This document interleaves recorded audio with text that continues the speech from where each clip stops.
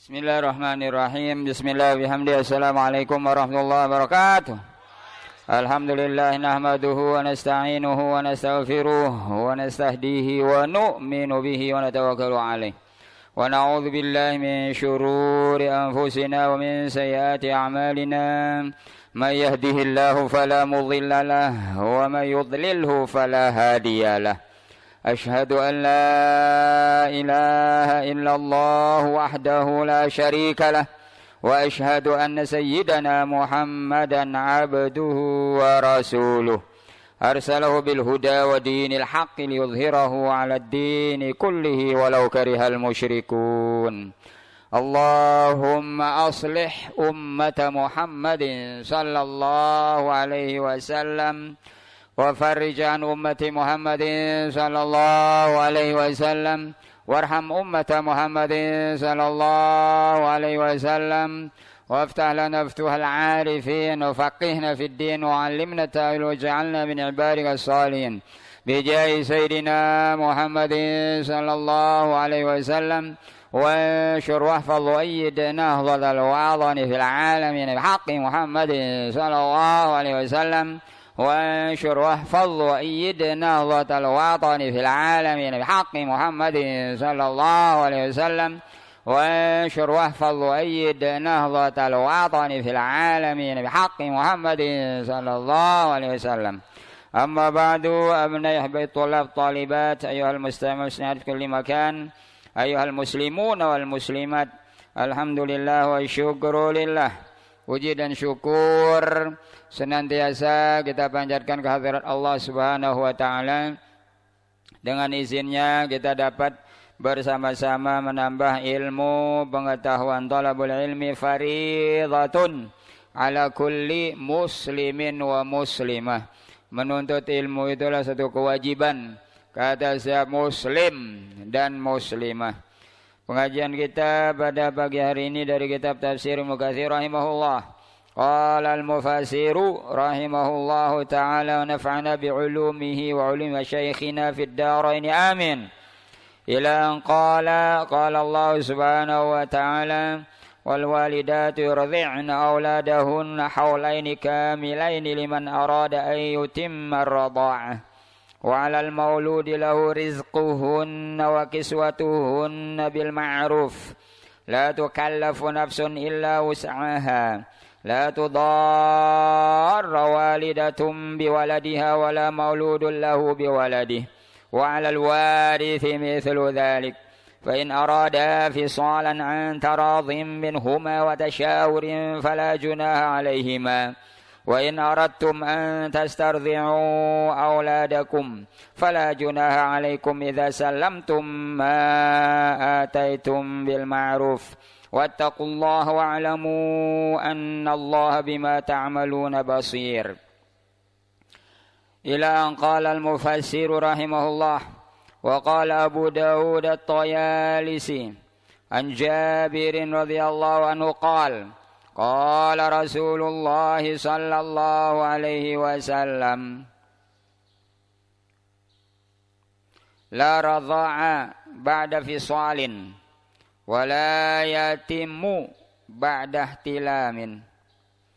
Tidak ada penyusuan setelah selesai penyusuan. Fisal setelah pemutusan penyusuan. Wala yatimu ba'da ihtilam, dan tidak sempurna setelah dewasa. Artinya bahwa tidak ada hukum penyusuan setelah selesai penyusuan, yaitu 2 tahun. Artinya tidak ada hukum. Kalau ada orang menyusu ke orang lain umurnya sudah 30 tahun, itu tidak ada hukum. Umurnya sudah 25 tahun, tidak ada hukum. Ada suami menyusu ke istrinya, umurnya sudah suami ini 20 tahun, sudah tidak ada hukum. Tidak akan menjadi anak susuan, ibu susuan. Tidak ada hukum. Kenapa? Karena air susu itu kalau sudah lebih 2 tahun akan menjadi air kencing, dia keluar. Tapi kalau sebelum 2 tahun dia akan menjadi darah daging. Itu sebabnya tidak ada hukum kalau setelah 2 tahun. Jadi tidak ada hukum. Walaupun dia menyusu 100 kali tidak ada hukum. Nah, ini maksudnya. Wala yatimu ba'da tilam, dan tidak sempurna setelah dewasa. Artinya tidak ada hukum setelah dewasa. Wa tamamud dalalati min hadzal hadits bi qouli ta'ala ifsalu fi amaini an yashkur li wa li walidayhi wal masir. Ini yang di dalam surah yang lain. Bahwa fisal itu adalah 2 tahun. Artinya pemberhentian penyusuan itu 2 tahun. Artinya bahwa kalau menyusu di atas 2 tahun tidak ada lagi hukum. Wa qala wa hamluhu wa fisaluhu 30 syahra, mengandungnya dan pemberhentian penyusuannya 30 bulan. Maka dibagi 2. Dibagi 2 30 bulan itu untuk kandungan dan untuk penyusuan. Penyusuan sudah dijelaskan 2 tahun. Sisa dari 30 bulan itu, 2 tahun berarti kan 24 bulan. Sisa daripada 30 bulan itu untuk kandungan. Artinya bahwa umur kandungan seseorang ibu itu minimal 6 bulan. Karena 24 bulan sudah diambil untuk menyusui. Jadi 30 syahron itu dibagi 2. Untuk kandungan dan untuk penyusuan. Penyusuan sudah dijelaskan 2 tahun, artinya 24 bulan. Sisanya 6 bulan. Itu untuk kandungan minimal 6 bulan. Dari situ diambil oleh para ulama bahwa minimal umur kandungan seorang ibu itu 6 bulan. Baru bisa sempurna bayi, janin yang di dalam kandungannya. Artinya umur 6 bulan dia bisa melahirkan normal, tetapi perlu perawatan janin atau bayi itu. Perlu dirawat dulu. Tidak bisa dibawa pulang langsung. Perlu di bawah perawatan perawat. Kalau dia itu yang namakan kelahiran prematur itu. Itu di bawah 9 bulan. Mungkin 6 bulan, 7 bulan, 8 bulan. Pokoknya sebelum 9 bulan itu memerlukan perawatan khusus. Tapi 6 bulan sudah sempurna. Kalau dia melahirkan umur 5 bulan, belum jadi. Belum sempurna janin itu. Sempurnanya, lengkap semuanya, hidupnya 6 bulan. Kalau kurang dari 6 bulan, itu berarti belum sempurna, belum jadi. Dia akan gugur kan. Kalau ada keguguran sebelum 6 bulan, itu belum jadi bayi. Kalau 6 bulan ke atas, sudah jadi bayi. Wal qaul bi anna radha'ata la tahrumu ba'dal haulaini yurwa an Aliyin wa Ibn Abbas wa Ibn Mas'ud wa Jabir wa Abi Hurairah wa Ibn Umar wa Ummi Salamah wa Sa'id Musayyib wa Atha wal jumhur wa huwa madhhabu Syafi'i wa Ahmad wa Isa wa Thawri wa Abi Yusuf wa Muhammad wa Malik fi riwayah. Ini yang berpendapat bahwa penyusuan tidak mendatangkan hukum haram setelah 2 tahun. Ini pendapat ini para sahabat ini termasuk Al-Imam Asy-Syafi'i. Termasuk pendapat imam kita Imam Syafi'i bahwa setelah 2 tahun tidak ada hukum pengharaman. Artinya tidak ada hukum haram nikah antara anak sesusuan dengan saudara sesusuannya. Kalau dia menyusu setelah 2 tahun, maka tidak ada hukum pengharaman nikah. Ini pendapat Al-Imam Asy-Syafi'i dan beberapa sahabat. Wa Malik fi riwayatin wa anhu anna muddatahu sanatani wa syahrani wa fi riwayatin wa 3 ashhur. Itu pendapat riwayat-riwayat. Ada yang mengatakan 2 tahun 2 bulan, ada yang mengatakan 2 tahun 3 bulan. Tapi dalam mazhab kita Syafi'i 2 tahun. Setelah 2 tahun maka tidak ada hukum pengharaman nikah di antara saudara sesusuan. Wa qala Abu Hanifah sanatani wa sittatu ashhur. Ini pendapat Al-Imam Abu Hanifah. Tidak ada pengharaman kalau menyusu setelah 2 tahun 6 bulan. Artinya setelah 2 tahun setengah atau setelah 18 bulan baru tidak ada pengharaman nikah di antara saudara sesusuan. Tapi kalau dia sebelum 2 tahun setengah itu ada hukum. Kalau anak itu menyusu sama orang umurnya 2 tahun, contohnya 4 bulan, terjadi saudara sesusuan. Kalau 2 tahun setengah, terjadi saudara sesusuan. Atas 2 tahun setengah, tidak. Ini mazhab Al-Imam Abu Hanifah. Nah, jadi beda pendapat. Kalau kita, Imam Asy-Syafi'i, di atas 2 tahun, baru tidak ada hukum saudara sesusuan. Tapi kalau Al-Imam Abu Hanifah 2 tahun setengah. Di atas 2 tahun setengah tidak terjadi saudara sesusuan. Wa qala Zufar Ibnul Hudzail madama yarḍa'u fa ila 3 sinin. Pendapat Al-Imam Az-Zufar. Pendapatnya 3 tahun.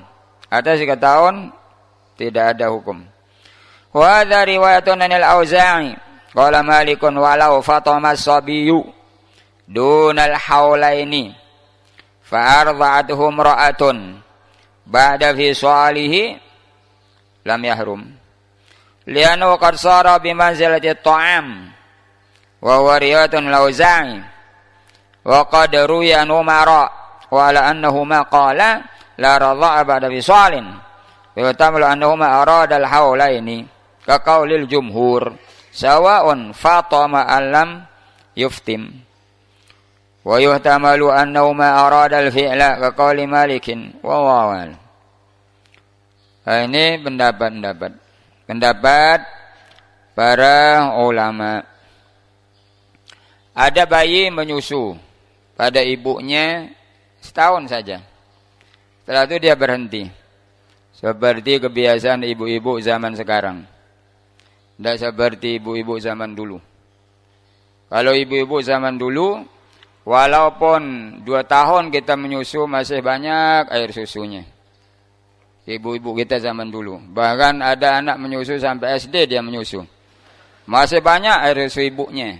Itu ibu-ibu zaman dulu. Kalau ibu-ibu zaman sekarang, 6 bulan sudah kering air susunya. Nih ibu-ibu zaman sekarang ini. Itu 6 bulan, wah sudah tidak ada. Mungkin karena pola makan. Kalau makannya yang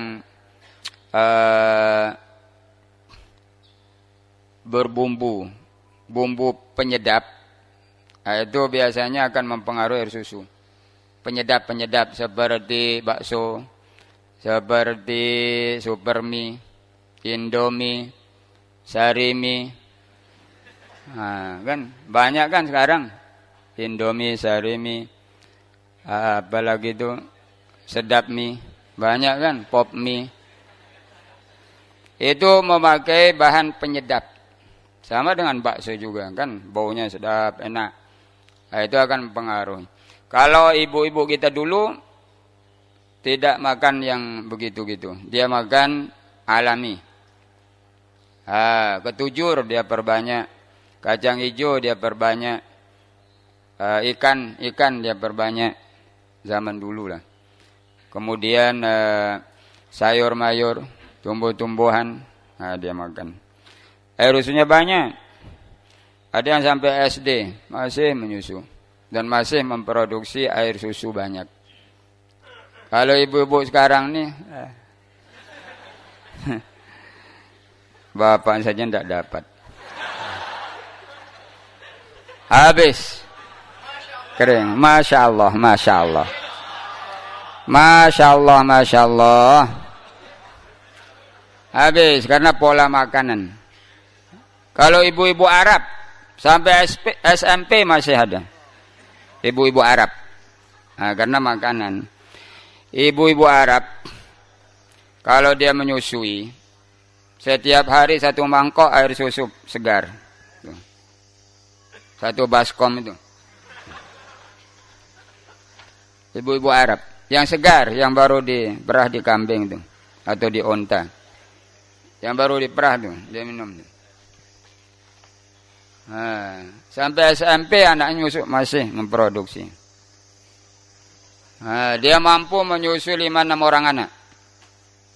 Nah, kalau yang zaman dulu masih budaya, tradisi menyusui anak orang, di zaman Nabi kita lahir, itu banyak air susunya. Karena itu profesi menyusui. Nah, pekerjaannya begitu, orang dulu zaman jahiliyah. Atau zaman jahiliyah, waktu Muhammad lahir kan masih jahiliyah, belum jadi nabi kan. Aminah memang banyak air susunya, tetapi dipengaruhi oleh budaya tradisi Arab pada waktu itu. Ibu-ibu bangsawan tidak boleh menyusui anaknya. Nah, enggak boleh, aib, suatu yang memalukan. Makanya dia tidak menyusui anaknya. Aminah bangsawan Quraisy. Siapa yang menyusui Muhammad? Kan diserah ke Halimah. Halimah itu Sa'diyah ini profesinya menyusui. Keliling di Mekah itu mencari bayi yang baru lahir dan menawarkan air susunya. Nah, untuk mengambil upah. Itu tradisi. Karena adanya tradisi itu di Arab, maka Islam mengatur apa hubungan anak orang ini dengan anak yang disusuinya. Apa hubungan anak orang yang disusui dengan anaknya sendiri yang sedang menyusu. Karena orang yang menyusui anak orang, pasti dia punya anak juga, baru lahir. Tidak mungkin ada gadis pergi menyusui anak orang, tidak mungkin. Karena belum keluar air susunya. Atau nenek-nenek pergi menyusui anak orang, tidak mungkin. Sudah tidak ada air susunya. Jadi orang yang menyusui anak orang itu, dia juga punya bayi. Pasti itu. Kalau dia tidak punya bayi, ya tidak punya air susu. Maka itu sebabnya Islam mengatur apa hubungan bayi anak ibu ini dengan bayi anak orang yang disusui itu. Diatur oleh Islam, saudara sesusuan, haram menikah. Kita di Lombok kita heran, yo kenapa ada pengaturan saudara sesusuan? Di Lombok kan tidak ada orang menyusui anak orang, tidak ada budaya itu di Arab. Nah, di Arab waktu itu, maka itu sebabnya diatur apa hukum anak orang yang disusui itu dengan ibu yang menyusui. Apa hukum anak orang yang disusui dengan suami ibu yang menyusui anak? Nah, kan itu diatur hukumnya. Karena memang budayanya begitu di Arab pada waktu itu, pada lahirnya Muhammad. Di jahiliyah, budaya ibu-ibu yang berprofesi menyusui anak orang. Berarti kalau dia profesinya itu, ya berarti banyak air susunya. Banyak. Sehingga dia mampu menyusui anaknya sendiri dan anak orang lain. Dan dia mampu sampai 2 tahun juga. Berarti banyak produksi air susunya. Banyak. Itu tergantung ke pola makan. Cara makan. Kalau ibu-ibu zaman sekarang karena pola makannya siap saji, goreng-gorengan, yang digoreng dengan minyak yang sudah tidak ada vitaminnya. Kan minyak-minyak yang dipakai itu sudah minyak yang makanya itu katanya membahayakan jantung, membahayakan paru-paru kalau terlalu banyak makan gorengan yang dijual di luar. Karena minyaknya itu sudah tidak ada kualitasnya, bekas-bekas KFC, bekas-bekas McDonald itu dibeli murah-murah. Dipakailah jual gorengan. Kalau dia beli yang baru, yang asli ya rugi dia. Rugi. Nah, itu sebabnya bahaya. Karena itu minyak yang sudah habis vitaminnya digunakan oleh orang. Kalau KFC atau McDonald Karena dia jaga gorengan ayamnya 1 kali pakai saja. Jadi minyak baru dituang, sudah dipakai, dibuang minyak itu. Dijual lah murah-murah. Ganti dengan minyak baru. Karena dia menjaga kualitas kan. Nah, itu padahal kafir itu. KFC itu kan punya orang Amerika. Kafir lagi. Tapi dijaga kualitas. Kalau yang gorengan di jalan-jalan kini kan orang Islam. Tapi begitulah keadaan. La ilaha illallah. Jadi orang kafir yang mengamalkan Islam sekarang. Bukan orang Islam mengamalkan Islam. Orang kafir. Makanya dia sukses di dunia. Di dunia. Kita kan masih di dunia. Di dunia dia sukses. Karena mengamalkan nilai-nilai Islam. Kalau orang Islam tidak mengamalkan nilai-nilai Islam, dia tidak akan maju. Di dunia kan, di akhirat ya jelas maju, tetapi di dunia. Tapi kalau menipu berbohong ya jelas tidak maju juga di akhirat. Tapi yang berani berbohong kan orang Islam. Kalau orang kafir tidak berani dia. Tidak berani. Kalau ada orang Cina jualan, punya toko, terus tanya dia, berapa ini harganya? Oh ini 100.000. Bisa enggak 50.000? Oh enggak bisa, enggak sampai modal. Karena modalnya ini enggak sampai begitu. Modalnya saja 80.000. Ah betul. Tapi kalau coba tanya orang Islam, berapa ini 100.000? 50.000. Modalnya saja 99.000. Kita hanya dapat 1.000 saja. Bohong. Mana ada orang mau untung 1.000? Bohong. Tapi itulah kejadian. La ilaha illallah. Muhammadur Rasulullah. Jadi gorengan itu kalau keterlaluan bahaya. Katanya akibatnya nanti ke jantung. Jantung. Kalau sekali enggak apalah. Maksudnya kalau terlalu sering makan gorengan yang di luar itu. Lebih baik buat gorengan sendiri. Pokoknya makanan di luar lah. Karena bukan dia yang makannya, kan asal dibuat-buat gitu saja. Buat es, contohnya pakai pewarna tekstil. Pakai pewarna yang dipakai warna baju tuh. Kan bahaya sekali tuh. Anak-anak begitu juga, jangan dibiasakan makan makanan atau minum-minuman dingin yang dibuat di luar. Itu tidak pakai air masak dia, pakai air keran dia. Kan bukan dia yang minumnya katanya. Terserahlah kan. Yang penting dapat uang. Bebek kita buat kan di rumah. Buat pakai air masak, buat bersih, bagus. Makanya kalau para imam yang para sufi katanya makruh atau tidak bagus membeli makanan yang siap saji.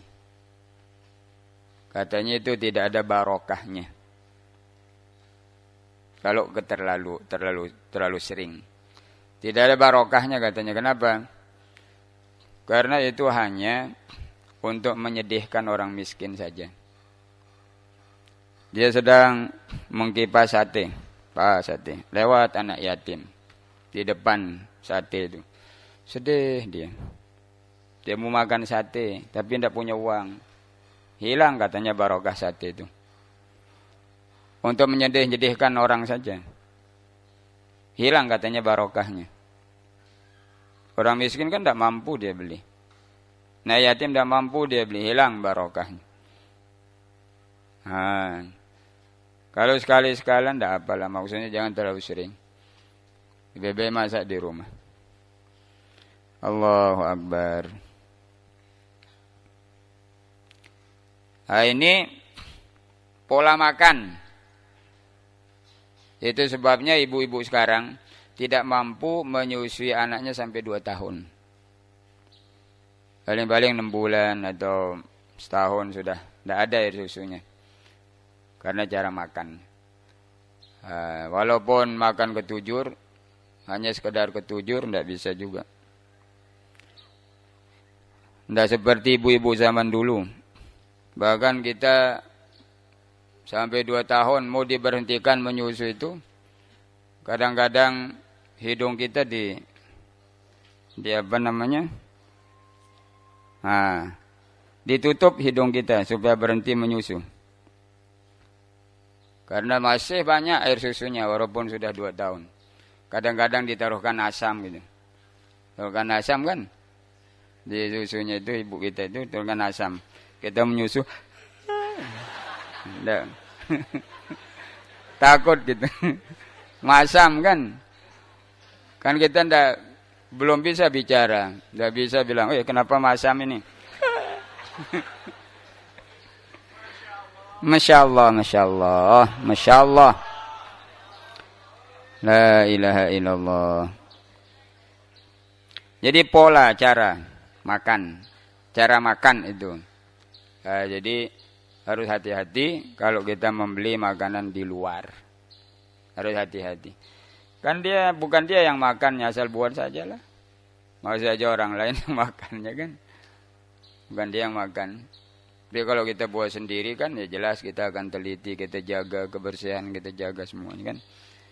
Kalau dia kan bukan dia yang makannya, terserahlah katanya. Yang penting bayar, penting dapat uang. Wa qala Zufar ibnul Hulail, madama yarra'u fa ila 3 sinin. Selama dia masih bisa untuk menyusu ya 3 tahun katanya. 3 tahun baru diberhentikan. Selama masih memproduksi air susu, ya silahkan sampai 3 tahun katanya. Imam Syafi'i 2 tahun saja. Walaupun masih banyak air susunya, 2 tahun umur itu yang mengharamkan. Atas 2 tahun sudah tidak ada hukum. Ada orang atau ada bayi menyusu sama ibunya selama setahun. Begitu setahun diberhentikan menyusu. Diberhentikan paksa. Memang kadang-kadang kasihan kita melihat ibu kita atau ibu-ibu lah.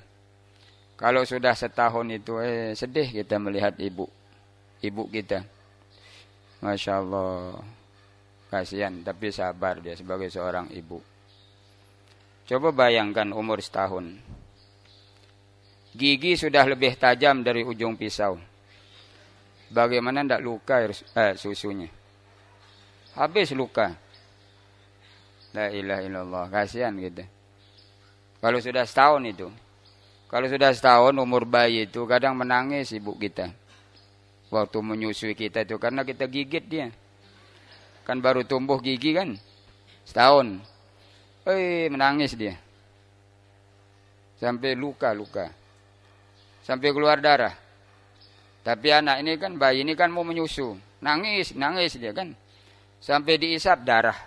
Gitu. Karena dia menangis, mau menyusu kan. Kan terpaksa dikasih walaupun dalam keadaan sakit. Digigit, karena baru tumbuh giginya kan. Coba nanti lihat. Dirasakan.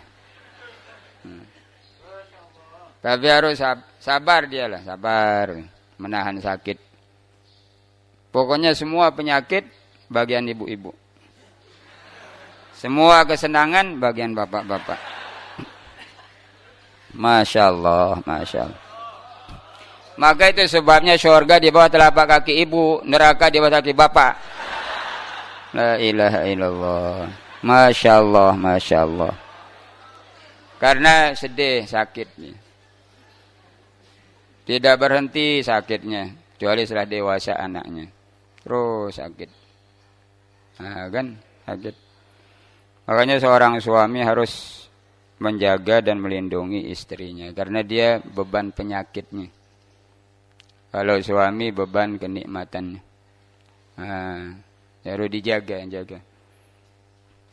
Kalau mau nambah boleh. Tapi dijaga. Nah, kan jaga. Kalau kira-kira dia akan marah, tidak usah. Cukup yang satu itu, nanti tambah di syurga. Cukup lah. Memang soalnya laki-laki normal ini maunya nambah terus. Tapi takut. Kalau tidak takut, berani kan nambah.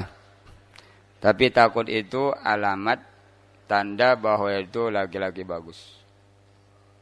Kalau tidak takut, nikah cerai, nikah cerai, nikah cerai, itu tidak bagus. Ya kan?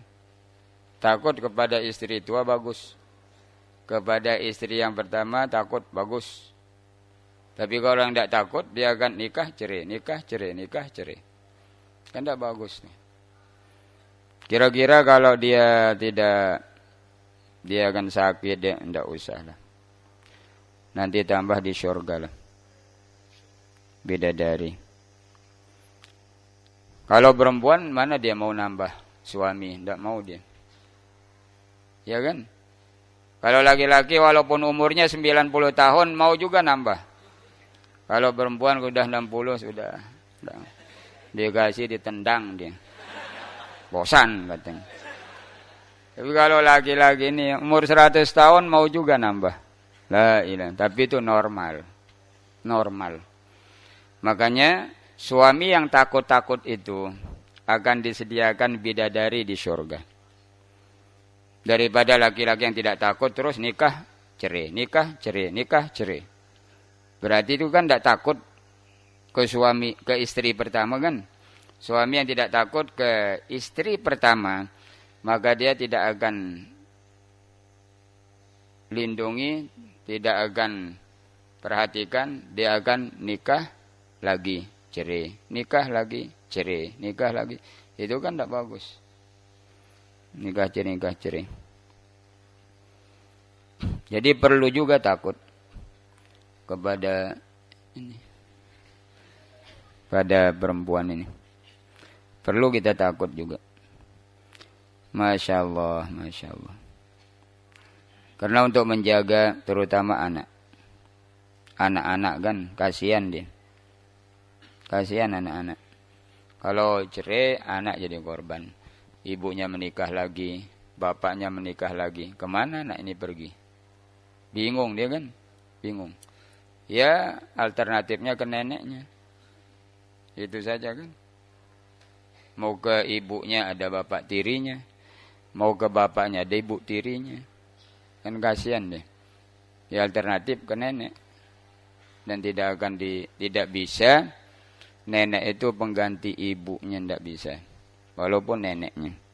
Tidak bisa. Apalagi diserahkan ke pembantu rumah tangga. Oh bahaya. Masalah. Besar. Jadi tidak boleh dibuat jadi permainan, jadi percobaan, enggak boleh. Karena berat. Al-Imam Zufar bin Hudzail mengatakan madama yardha'u fa ila thalathi sinin. Selama dia masih memproduksi ASI ibu itu, maka 3 tahun lah dia terus menyusu. Atas 3 tahun baru tidak ada hukum. Ini pendapat Al-Imam Zufar bin Hudzail. Wa hadhihi al-Auza'i qala Malikun walau fatama as-sabiyyu dunal hawli fa ardatuhum ra'atun ba'da fisali lam yahrum li'annahu qad sara bimanzilati at-ta'am. Ini pendapat Imam Malik. Walau fatama as-sabiyyu, sekiranya bayi itu berhenti menyusu dunal hawlaini sebelum 2 tahun.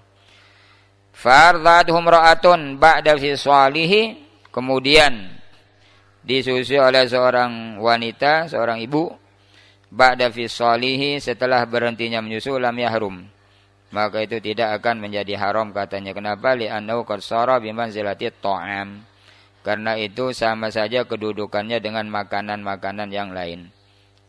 Setahun dia menyusu sama ibunya, kemudian dia berhenti, kemudian disusui oleh ibu yang lain, maka itu tidak ada hukum katanya Al-Imam Malik. Karena tahun berikutnya dia menyusu sama ibu itu hanya makanan biasa saja katanya. Tidak akan menjadi darah dagingnya. Itu mendapat Imam Malik.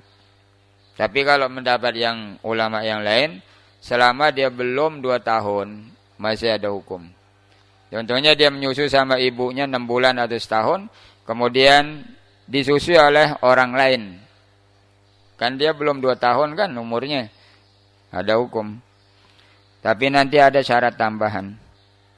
Baru dia haram menikah, saudara sesusuan, ada tambahan syaratnya, yaitu dia minum atau dia menyusu 5 kali.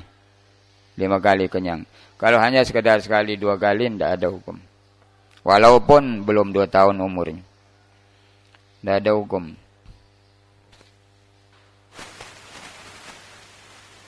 Wa huwa riwayatun anil Auza'i wa qad ruwiya an Umar wa Ali annahuma qala la radha'a ba'da fisalin. Terutamal annahuma aradal haulaini. Ini katanya riwayat dari Al-Imam Al-Auza'i, dari riwayat dari Umar, dari Ali, bahwa tidak ada penyusuan setelah berhenti menyusu. Maksudnya tidak ada hukum setelah berhenti menyusu dari ibunya. Fayuhtamal, ini kemungkinan maksud mereka berdua, maksud Umar dan Ali itu aradal haulaini, maksudnya setelah 2 tahun. Itu ihtimal, tetapi Al-Imam Malik mengatakan bukan. Pokoknya dia berhenti menyusu dari ibunya walaupun belum 2 tahun, kemudian disusui oleh orang lain, itu sudah tidak ada hukum, kata Imam Malik. Imam Malik. Tapi kalau jumhur ulama mengatakan selama dia belum umur 2 tahun masih ada hukum. Walaupun pernah disusui oleh ibunya sebentar kemudian diambil oleh orang lain.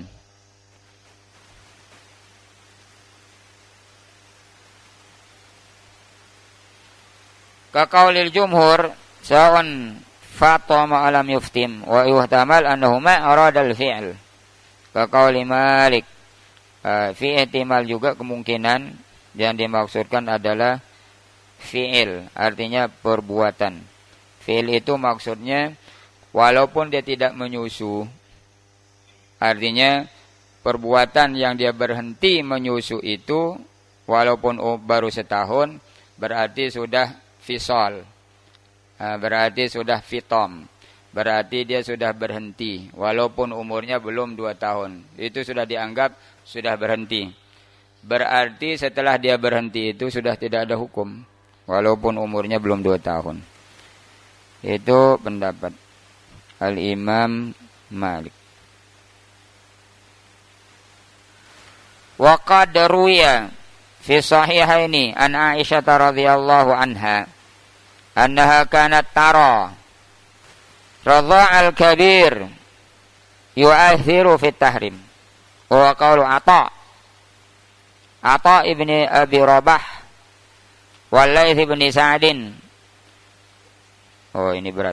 Wa kanat Aisyah ta'muru biman takhtaru an yadkhula 'alaiha min ar-rijal li ba'd nisa'iha fatarda'uhu wa tahtajju fi dhalika bi hadithi Salim maula Abi Hudzaifah haitsu amara an-nabiyyu sallallahu alaihi wasallam rata Abi Hudzaifah an tarda'ahu wa kana kabiran fa kana yadkhulu 'alaiha bi tilka ar-radha'ah wa aba dhalika sa'iru azwajin nabiy sallallahu alaihi wasallam dhalika min al-khasa'is wa huwa qaulu jumhur. Ini pendapat bahaya. Pendapat Aisyah radhiyallahu anha, dia melihat berpendapat bahwa menyusui orang dewasa akan mempengaruhi pada hukum. Kalau suami menyusu sama istrinya ada hukum. Berarti dia akan menjadi anak sesusuan, menjadi ibu susuan, pisah. Harus pisah kan? Oh, bahaya ini. Tidak dapat bagian lah. Bahaya pendapat ini. Walaupun kabir, katanya walaupun dewasa, ada hukum. Wah, Masya Allah, Masya Allah. Ini pendapat Siti Aisyah radhiyallahu anha. Memang ada dalil. Ada dalil. Katanya di sini ada kejadian. Hadis Salim maula Abi Hudzaifah.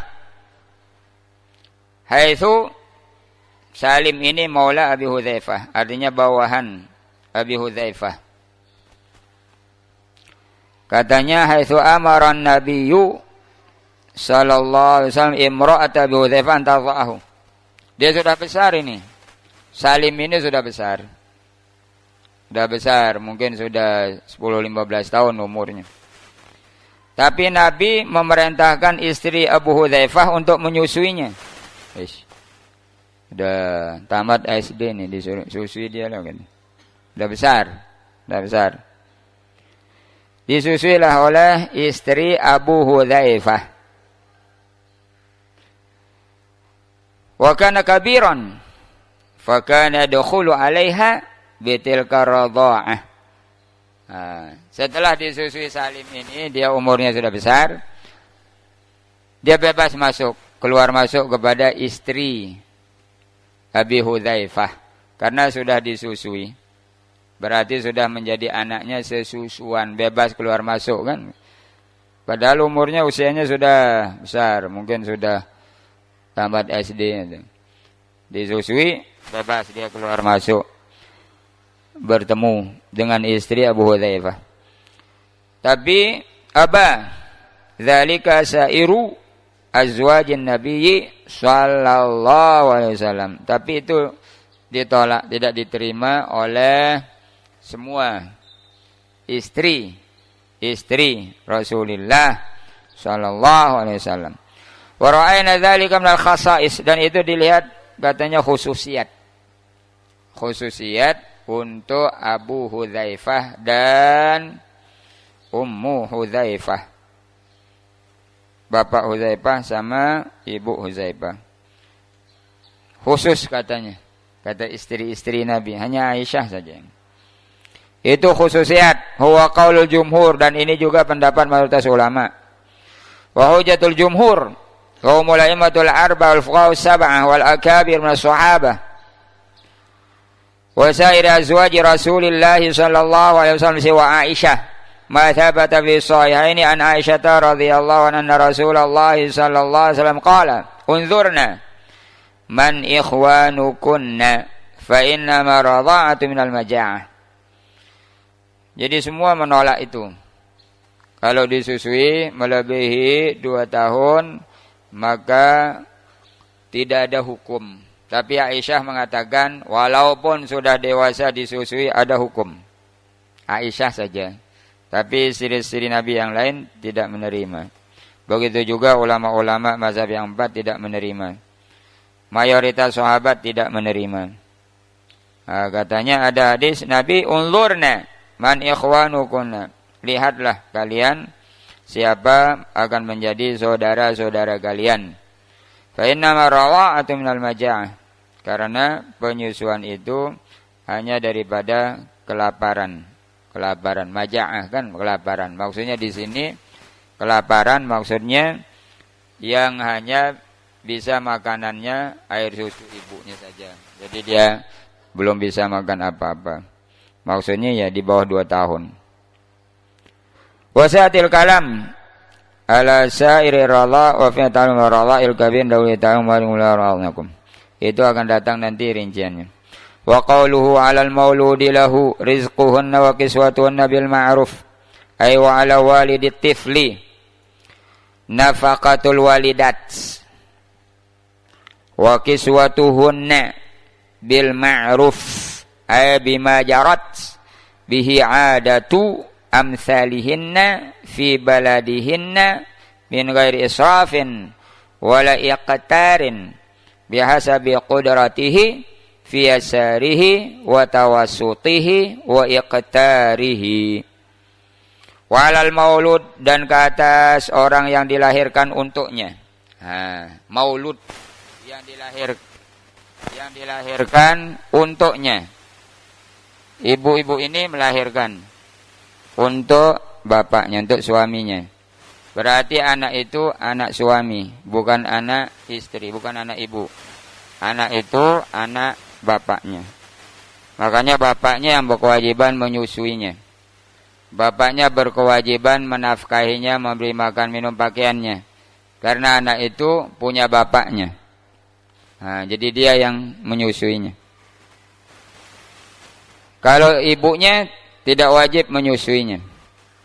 Begitu lahir, kasih bapaknya menyusuinya. Hanya sunat saja. Dia tabarru'. Kalau ibunya mau menyusui anaknya, dia tabarru'.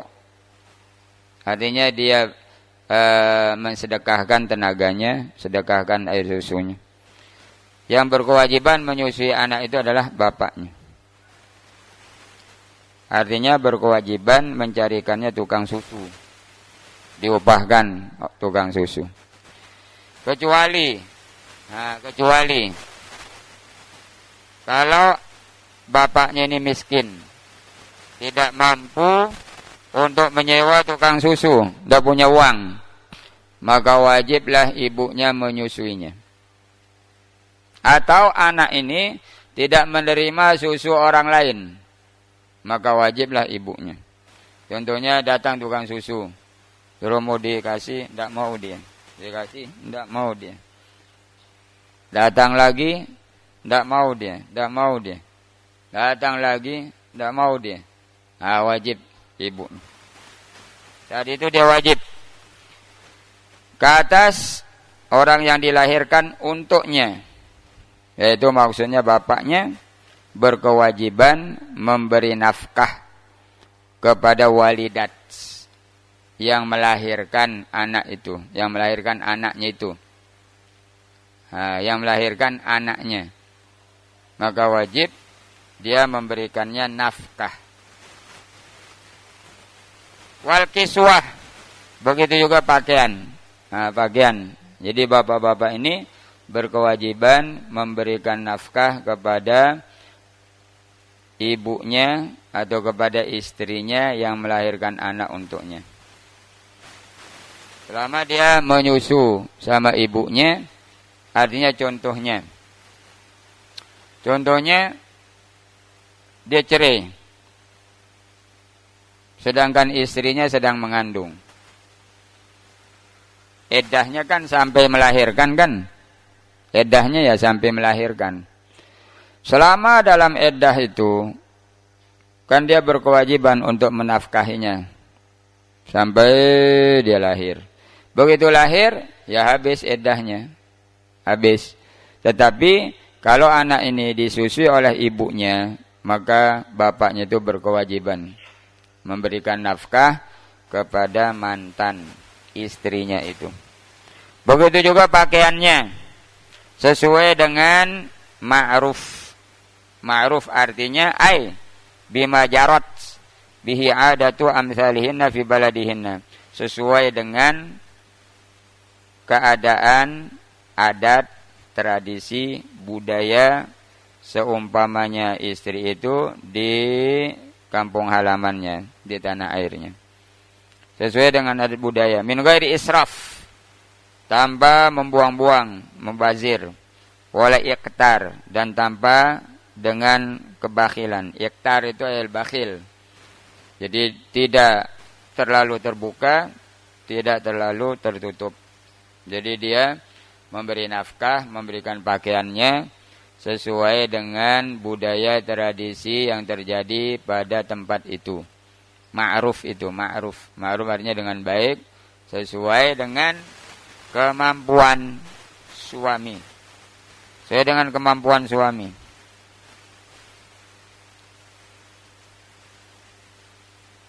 Bihasabi qudratihi, sesuai dengan kemampuan suami, disesuaikan dengan penghasilannya.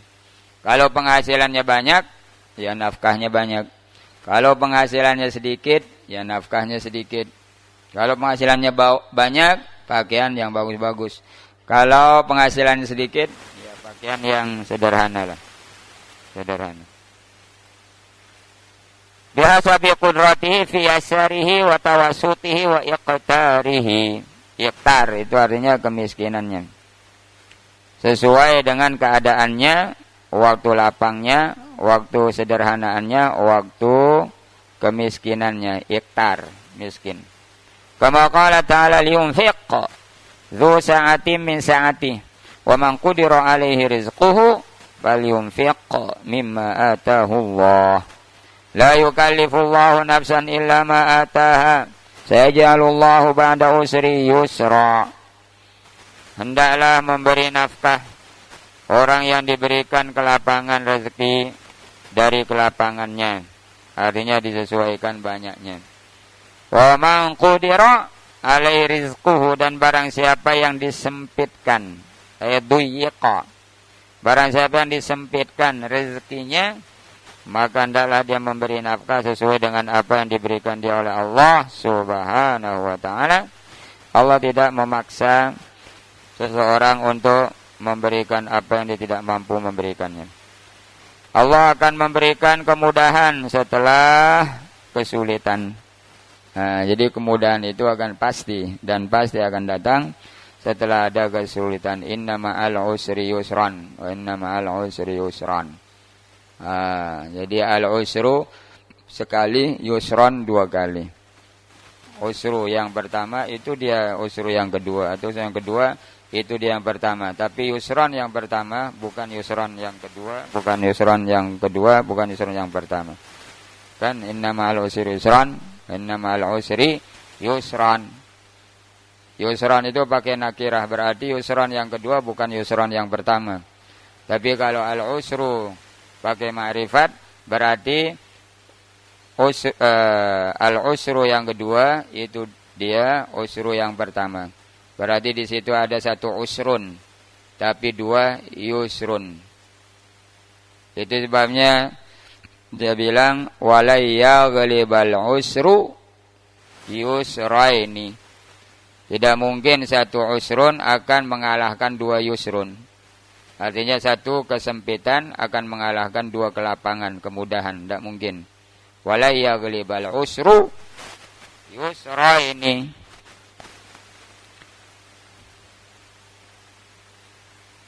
Qala Dhahhak, idza talaqa zaujatahu wa lahu minha waladun fa'arda'at lahu waladahu wajaba 'alal walidi nafaqatuha wa qisar bil ma'ruf. Nah, jadi ini masalah perceraian. Setelah perceraian, dia cerai waktu mengandung, tidak dirujuk-rujuk sampai melahirkan, habis iddahnya, tapi istrinya, mantan istrinya menyusui anaknya, maka mantan suaminya ini atau bapak anak ini berkewajiban memberikannya nafkah, memberikannya pakaian, karena anaknya disusui oleh mantan istrinya. Kan sudah jadi mantan, tidak ada hubungannya lagi kan, maka dia diberikan upah, karena anak itu anak bapaknya, bukan anak ibunya. Bapaknya punya anak itu.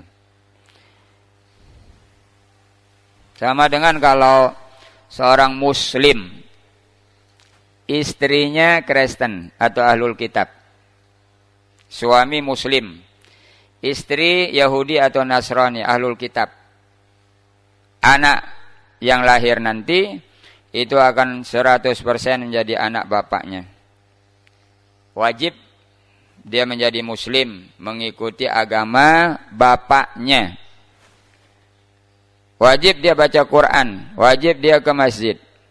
Tidak boleh dia baca Injil, Bible, tidak boleh dibawa ke gereja. Istrinya itu hanya meminjam kemaluannya, meminjam rahimnya. Begitu lahir anak itu sudah putus, sudah ada hubungan. Nanti bapaknya sama anaknya ke surga, ibunya ke jahanam. Pisah. Boleh kan menikah muslim dengan Nasraniyah atau Yahudiyah, kan boleh kan? Berarti kan hanya di dunia saja, istrinya di dunia saja. Tapi begitu nanti ke alam akhirat pisah total. Berarti laki-laki ini tidak ada istrinya jadi dari manusia, hanya dari bidadari saja. Nanti di surga. Sama dengan laki-laki yang meninggal dunia mosot, tidak menikah-nikah.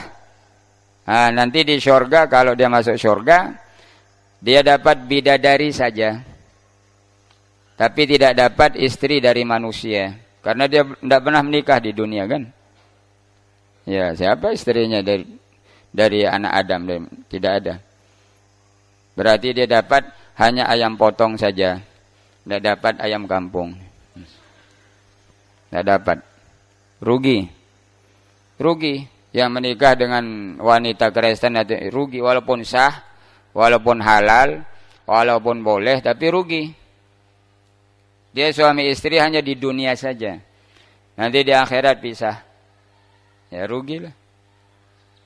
Tidak ada istrinya dari anak Adam atau dari manusia. Rugi.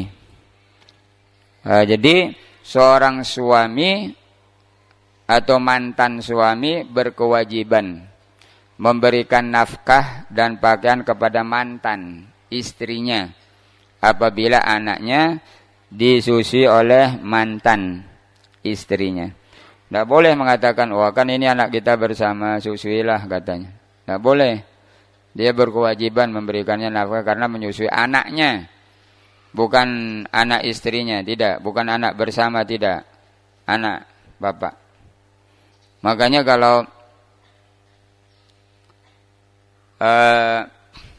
anak itu akan dinasabkan ke bapaknya kan, bukan ke ibunya. Contohnya dia punya anak Muhammad, terus bapaknya namanya Mahmud. Ya Muhammad bin Mahmud, bukan Muhammad bin Fatimah. Kan harus dinasabkan ke bapaknya. Ibunya tidak disebut lagi, sudah. Tidak disebut. Yang disebut bapaknya. Nah, bin. Itu sebabnya orang-orang jahiliyah berbangga dengan bapak kan, bukan dengan ibu. Makanya kalau di Arab, ibu ini tidak disebut. Hilang. Yang disebut bapak. Makanya kalau di Arab, panggilannya itu, kebapaannya itu dipanggil dengan anak laki-laki, walaupun dia anak terakhir. Contohnya ada seorang punya anak 5. Anaknya pertama, kedua, tiga, keempat perempuan. Yang terakhir laki-laki. Fatimah, Fitriyah, Bedah, Halimah, Ahmad. Nah, yang terakhir namanya Ahmad. Nanti bapaknya itu dipanggil Abu Ahmad. Bukan anak yang paling besar, perempuan tidak. Kalau di Arab tidak ada namanya Abu Fatimah, Abu Bedah, Abu, tidak ada. Nama laki-laki. Abu Mahmud, Abu Solah, Abu Saipul, Abu apa lagi ini? Abu nih. Abu Ahmad, Abu Abu Suprapto, Abu Soeharto, Abu itulah. Nah. Tapi nama perempuan hilang. Bagaimana kalau ada orang punya anak perempuan saja? Tidak ada laki-laki. Perempuan saja 10 orang. Itu nanti dipanggil Abul Banat. Tapi tidak boleh disebut nama. Abul Banat. Ya Abul Banat, kif halak? Taib. Abul Banat dipanggil. Jadi nama perempuan aib disebut kalau di Arab. Aib. Tidak boleh disebut.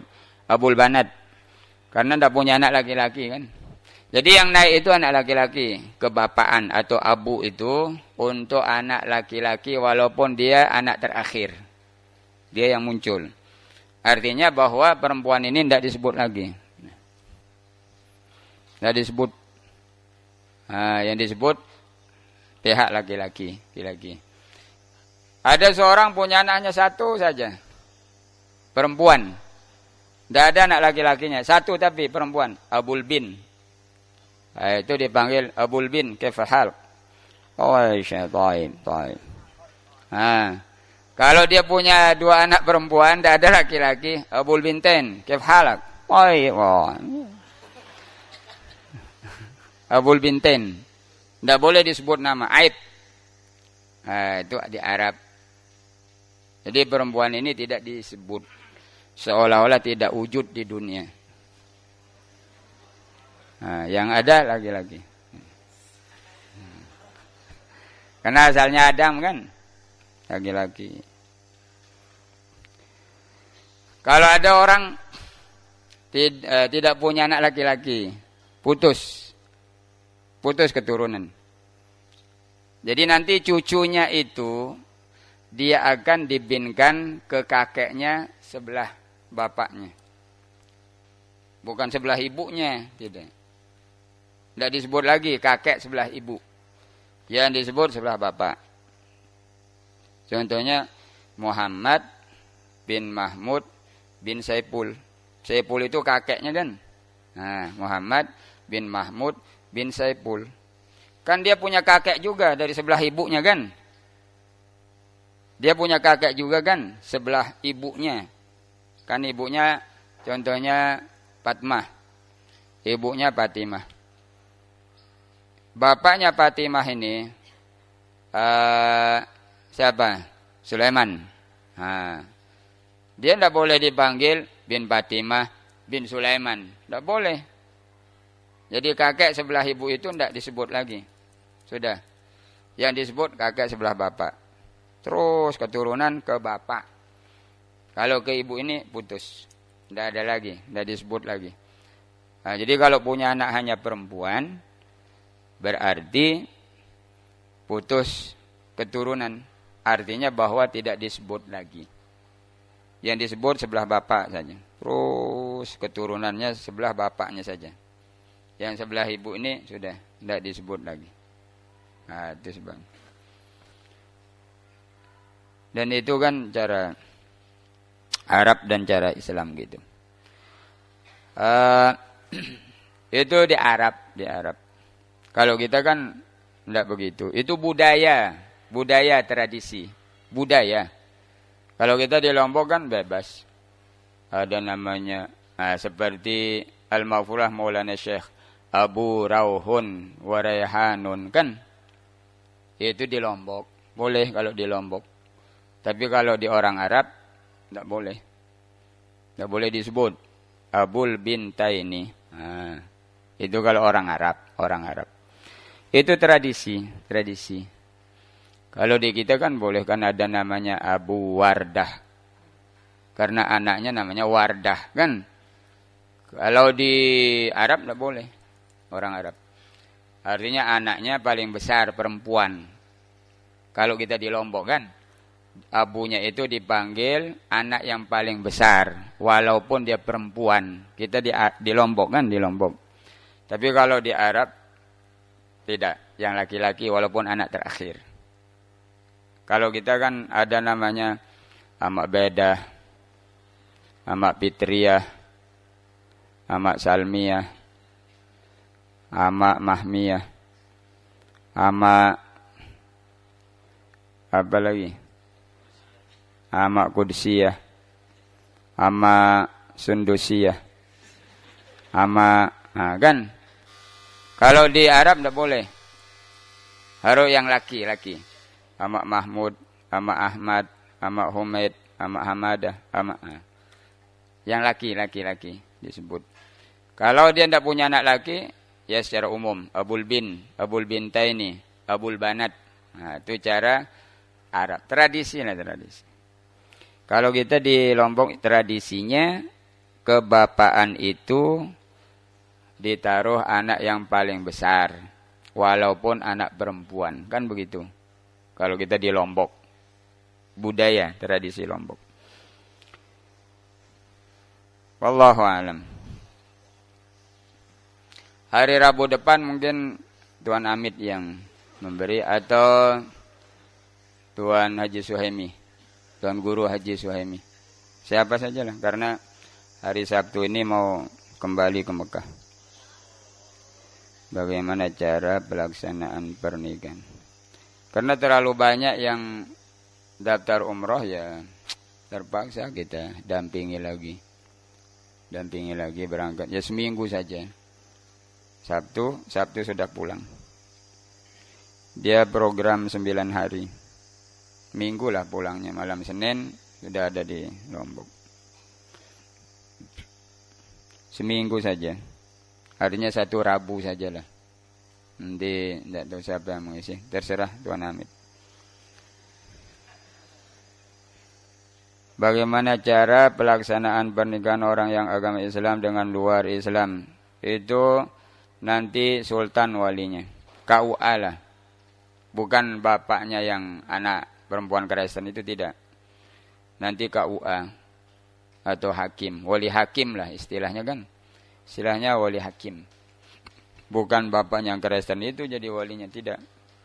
Tak boleh, dia bukan agama Islam. Nanti KUA yang menjadi hakimnya atau wali hakim.